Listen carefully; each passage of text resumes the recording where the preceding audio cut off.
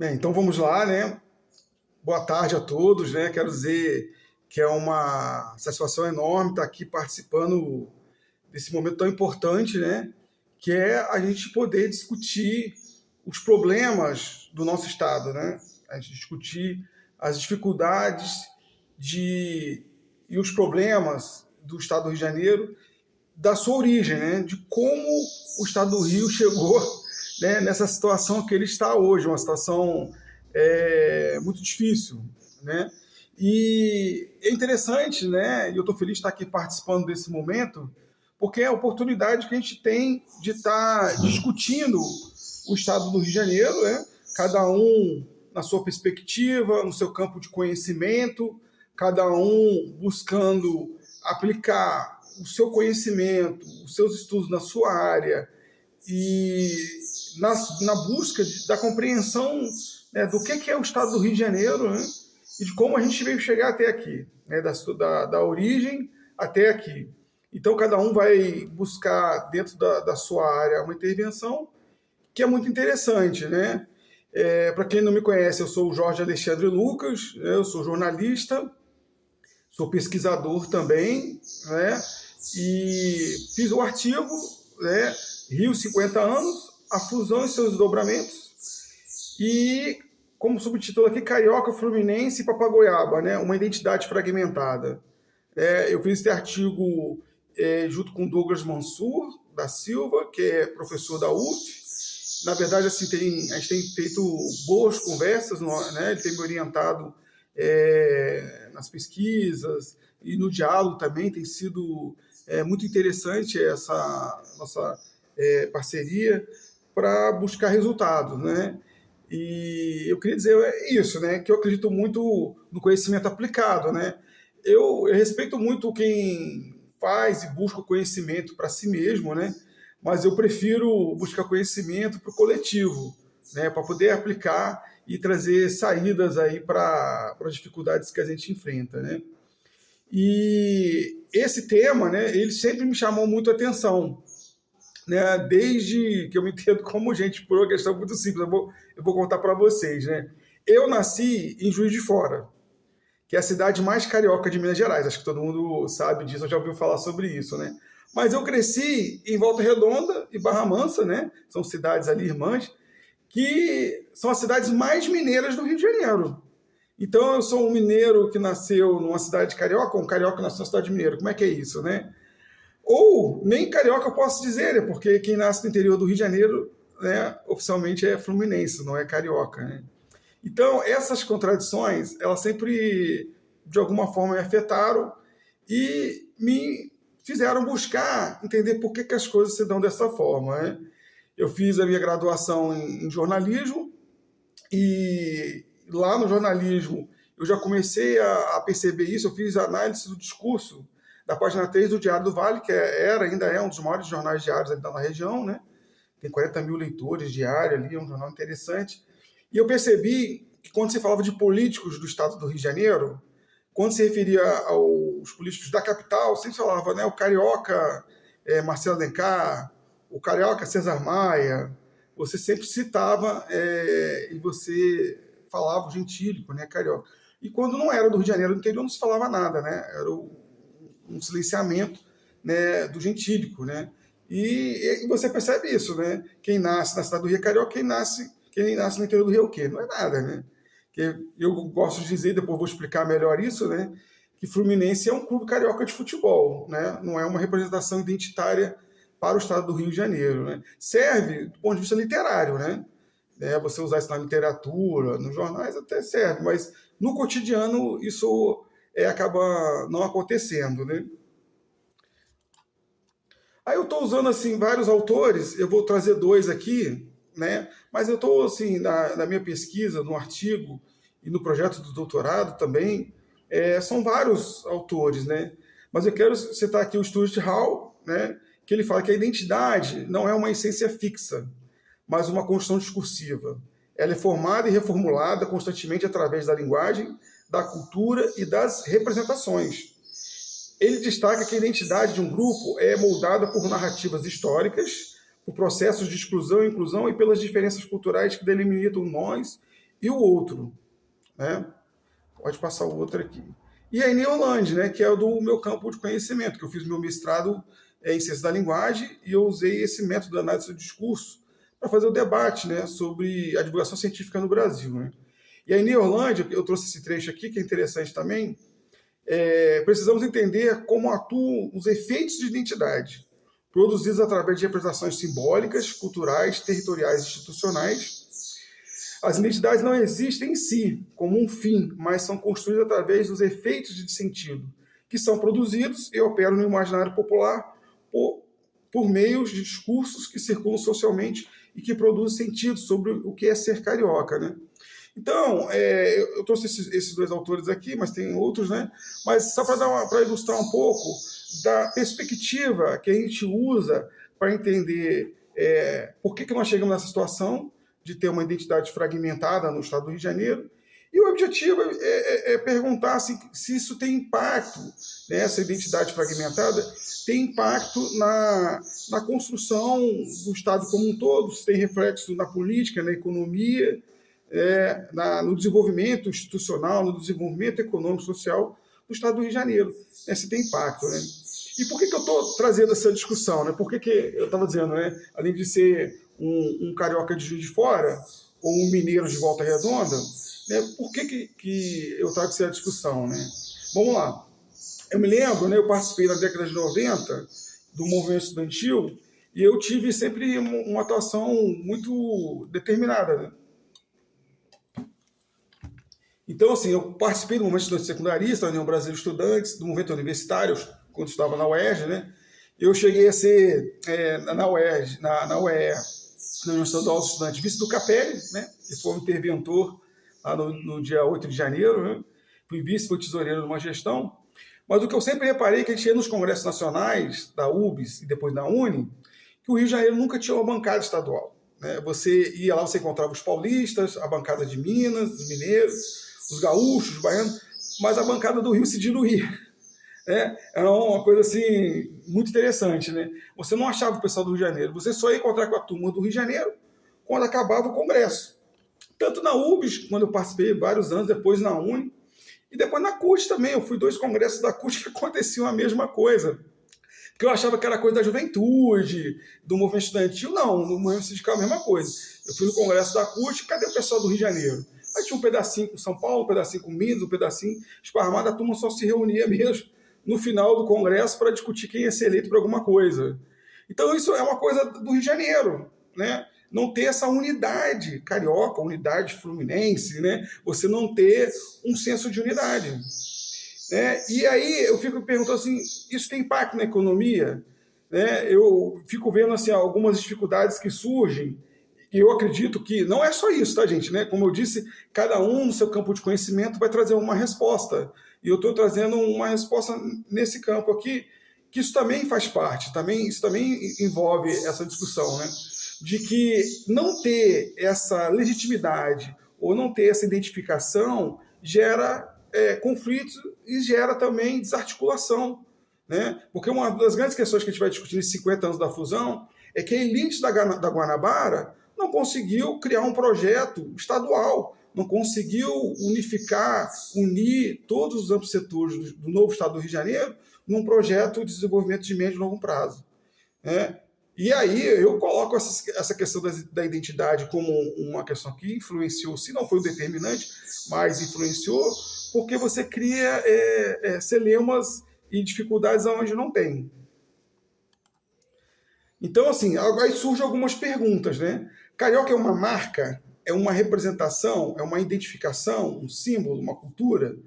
Qual seria o território dessa marca, identidade, né? Seria só a capital? Seria a região metropolitana?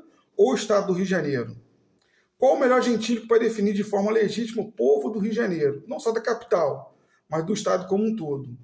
Qual a relação da identidade com a crise civilizatória em que passa o estado do Rio de Janeiro desde sua reunificação em 1975? Então isso é muito interessante, a gente vai ver mais na frente também, dos traumas que isso criou, porque teve um período, né, que quando você separou a cidade do Rio de Janeiro do estado do Rio de Janeiro, né, você surge o município neutro, Então, eu gosto de dizer isso, né? Que você, aqui no Rio de Janeiro, você é tipo uma Coreia do Norte e a Coreia do Sul. Você tinha 2 estados e um povo só. Né? Você tinha o estado do Rio, né? A província do Rio de Janeiro, e você tinha a capital. Mas era um povo só. A diferença, inclusive, não era nem essa. Era que a elite do Rio de Janeiro e da província também, ela não gostava de ser chamada de carioca. Olha só que interessante, como é que as coisas foram mudando, né? Então, assim, o povo do Rio de Janeiro sempre, desde o início, começou a ser reconhecido como carioca, né? Pelos marinheiros, pelos comerciantes, né? Que faziam as trocas comerciais em Lisboa ou em Lima. Então, quem é o povo vai fazer negócio? Lá, qual é o povo do Rio de Janeiro? Né? Ah, que beleza, arrumei uma namorada carioca. Então, era assim que se referia já naquela época, 1580, 1600. Então, todo mundo já começava a se referir ao povo do Rio como carioca. Né? E a elite do Rio de Janeiro não gostava de ser chamada de carioca. Porque quem que eram os cariocas? Né? Era a populaça, era o povo, né? Eram os mestiços, eram os portugueses sem posses, eram os brasileiros, os índios, os escravos libertos, que já tinha naquela época, né? Tinha escravos livres, então assim, era o povo. Então a elite, né, inventou de criar o gentílico fluminense. Em 1783, o vice-rei, né, o Dom Luís de Vasconcelos e Souza, então ele cria oficialmente o gentílico fluminense. Né, ele se identificava como fluminense e a massa como carioca. Esse foi a divisão até a criação do Estado da Guanabara. Né? Esse era o celeuma. Né? E o que acontece? Né? Quando você cria o Estado da Guanabara, que vem a diferença. Porque há uma mudança de perspectiva. Né? Até então, até 1960, era isso. A elite não gostava de ser chamada de carioca, se chamava de fluminense. E é por isso que, por exemplo, o primeiro clube de futebol do Brasil e do Rio de Janeiro foi o Fluminense. Né? Foi criado no Rio de Janeiro, não foi criado na Baixada. O Fluminense não surgiu em Niterói, em Barra Mansa. Surgiu no Rio de Janeiro. Então, assim, a elite gostava. Né? O Dom Pedro tinha horror de ser chamado de carioca. Não permitia que nem ele, nem sua filha, ninguém da sua família, Dom Pedro II, né, fossem ser autoproclamados como carioca. Era Fluminense a nomenclatura oficial. Né? E a elite era isso. E quando você cria, então, o Estado da Guanabara, há uma mudança de percepção. Né? A elite do Rio de Janeiro adota, então, esse gentílico carioca como uma forma de se diferenciar da velha província, né? Do estado do Rio de Janeiro. E aí começam a surgir os problemas. Né? A questão da validação. Né? O João Paulo II, quando ele veio aqui em 97, ele disse: se Deus é brasileiro, o Papa é carioca. O Papa Francisco, em 2013, né, já uma temporada depois, ele faz a saudação à terra carioca. E o Obama, também em 2013, né, ele fala: quero falar com todo o povo carioca e brasileiro. E no discurso do Teatro Municipal ele fala: o povo brasileiro, que tem um grupo maravilhosamente misturado, cariocas, paulistas, baianos, mineiros, temos homens e mulheres das cidades até o interior e tanta gente jovem aqui, que são o grande futuro desta grande nação. Se alguém quiser buscar na internet, está lá o discurso, depois está nas referências. Né? Então, assim, eu vejo como validação por isso, porque todo mundo, no Brasil inteiro, no mundo, reconhece que quem é o povo do Rio de Janeiro, desde sempre, é o carioca. Né? O Fluminense foi uma invenção, né, da elite institucional que nunca colou na massa. Né? Aí tem várias questões que a gente pode citar, né? Tem o trabalho da querida professora da Adriana Cortes, né? Que fala que Niterói foi capital, mas nunca conseguiu se colocar como tal, sempre foi uma cidade contestada, né? Por Vassouras, por Petrópolis, que foi capital do Rio de Janeiro por 10 anos, né? E Campos, então sempre foi uma cidade contestada. E sempre viu a sombra do Rio. Então, se você tinha algum problema, o que você fazia? Você vinha para a cidade do Rio de Janeiro. Se você era um intelectual, um artista, seja mesmo em Niterói, ou em Barra Mansa, ou em Campos, para onde você ia? Para a capital. E ali você era assimilado.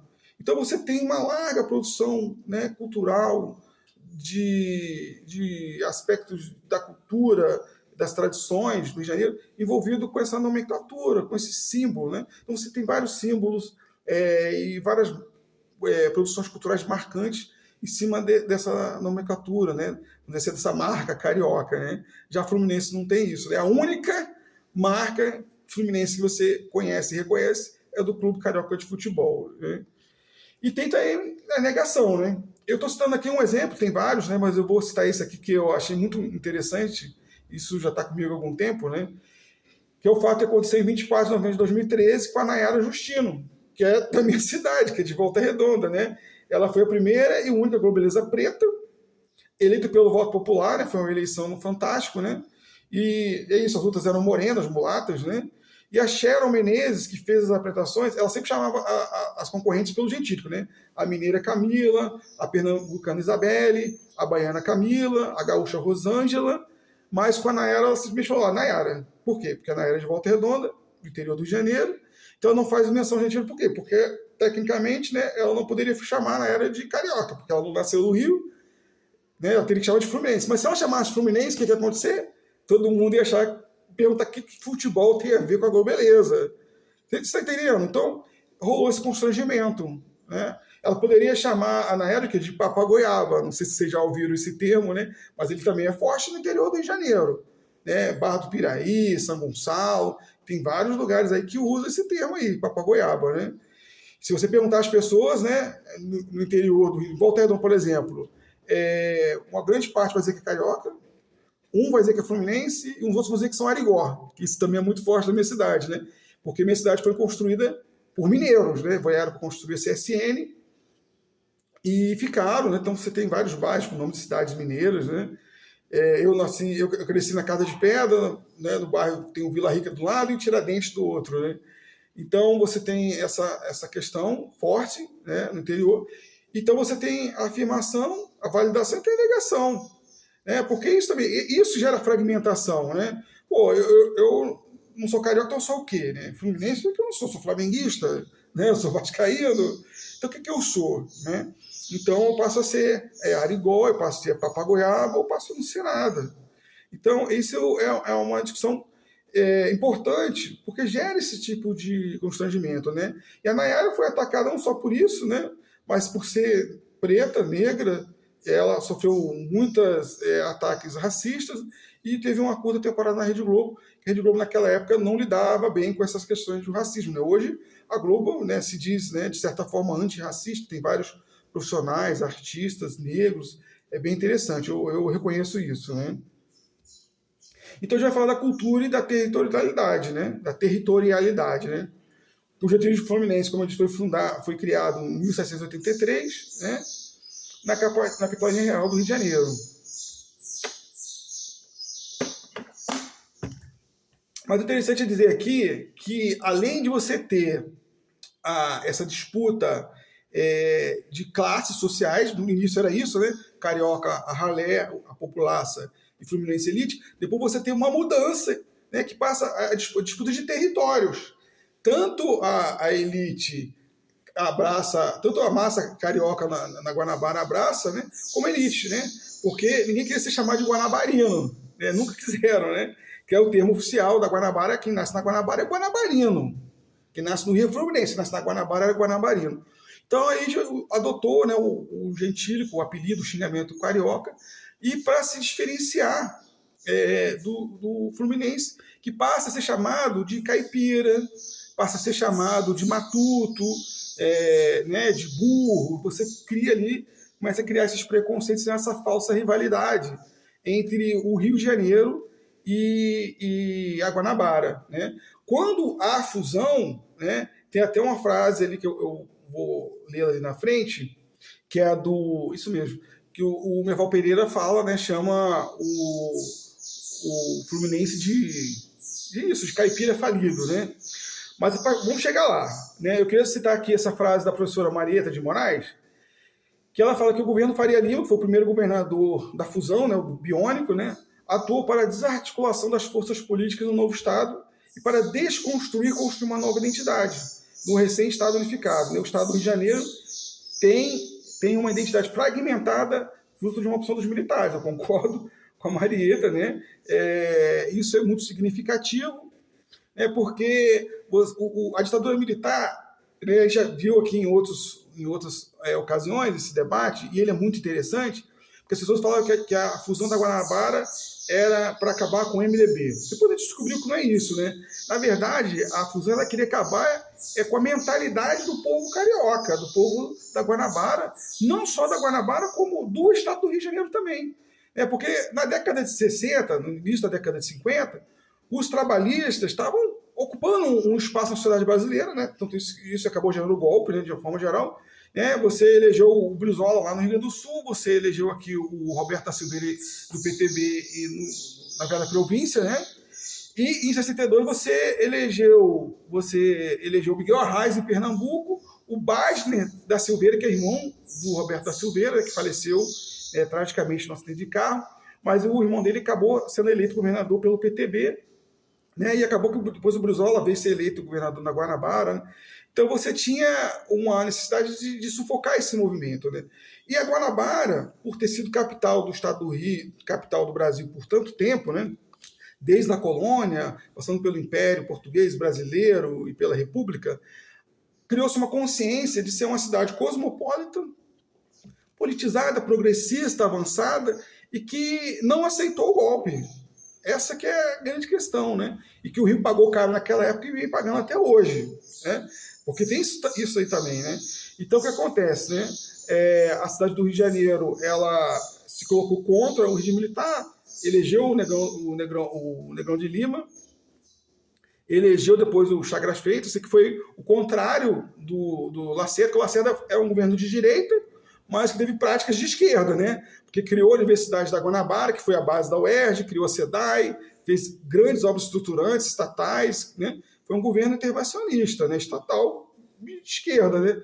E o Chagras Freitas, que foi eleito com apoio da esquerda para derrotar o sistema, virou o candidato do sistema, né? E o Merval Pereira, quando ele fala, né? Tá aqui, né? Isso foi em 75, né?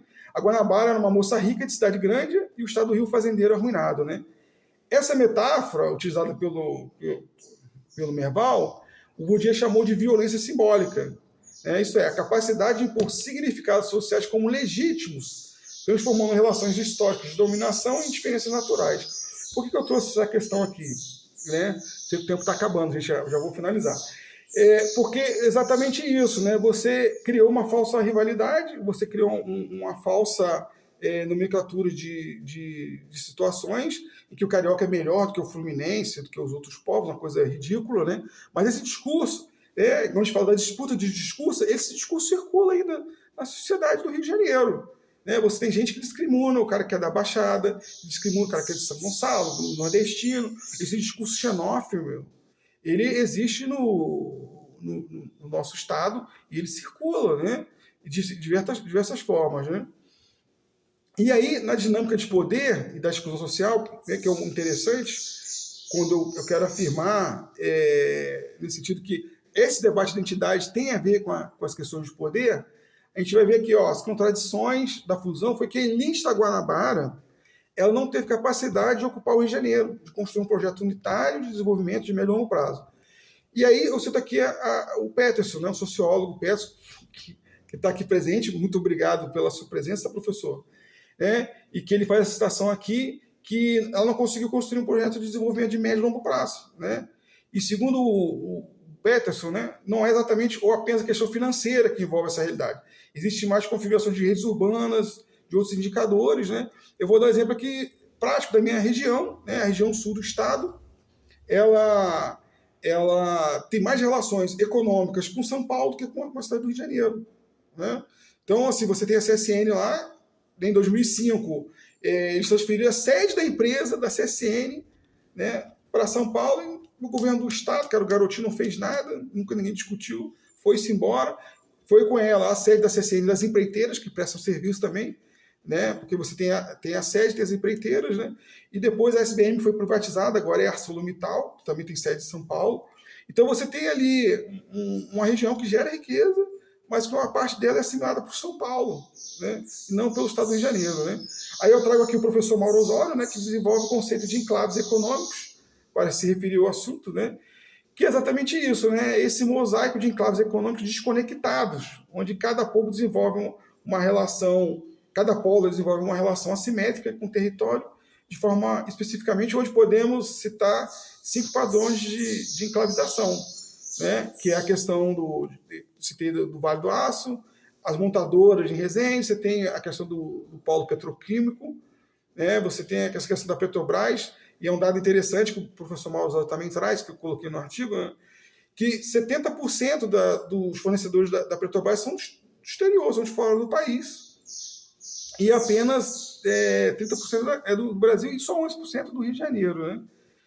Então, para concluir, eu quero fazer aqui que o fragmentação econômica fluminense dos enclaves, né, é uma ausência de um projeto político integrado, né, estão profundamente vinculados à frágil relação entre cultura e território no Estado. Essa é a minha argumentação que eu quero finalizar, né, usando aqui o Milton Santos. Né? O território é o palco das contradições sociais, mas também a expressão concreta da cultura que produz e reproduz.